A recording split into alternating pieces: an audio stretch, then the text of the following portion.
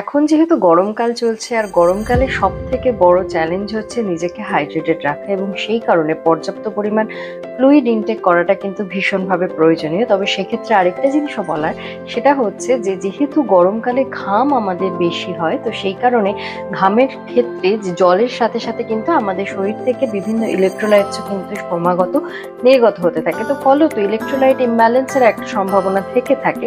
তো সেই কারণে সেটা পূরণ করার জন্য শুধুমাত্র জল পান করাটাই কিন্তু যথেষ্ট নয়, তার সাথে সাথে বিভিন্ন আদার্স যে হেলদি ড্রিঙ্কস গুলো রয়েছে সেগুলোকেও আপনারা ইনক্লুড করতে পারেন আপনাদের ডায়েটে। যেমন ডাব ওয়াটার হতে পারে, আমপানা শরবত, বেলের শরবত, লস্যি, এই ধরনের যে সমস্ত ড্রিঙ্কস গুলো রয়েছে, নুন চিনি লেবুর জল, এগুলো কিন্তু গরমকালে আপনাকে হাইড্রেটেড রাখতেও যেরকম হেল্প করবে, ঠিক সেরকম ভাবে আপনার শরীরে ইলেকট্রোলাইট ব্যালেন্সটাকে মেনটেন করতেও কিন্তু ভীষণভাবে হেল্প করবে।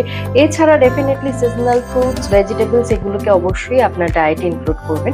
এবং তার সাথে সাথে আরেকটা জিনিস বলার, যে সমস্ত মানুষদের কিডনির সমস্যা রয়েছে, খেয়াল করে দেখবেন তাদের কিন্তু ফ্লুইড ইনটেকের একটা লিমিটেশন থাকে। তো সেই ক্ষেত্রে ডেফিনেটলি সেটাকে মেনটেন করবেন, এবং আপনি কি কি ধরনের ড্রিঙ্কস আপনার ডায়েটে ইনক্লুড করতে পারেন বিশেষ করে গরমকালে, সেই বিষয়ে অবশ্যই বিশেষজ্ঞর সাথে কথা বলুন। তিনি যেরকম আপনাকে অ্যাডভাইস দেবেন অবশ্যই সেটা ফলো করবেন।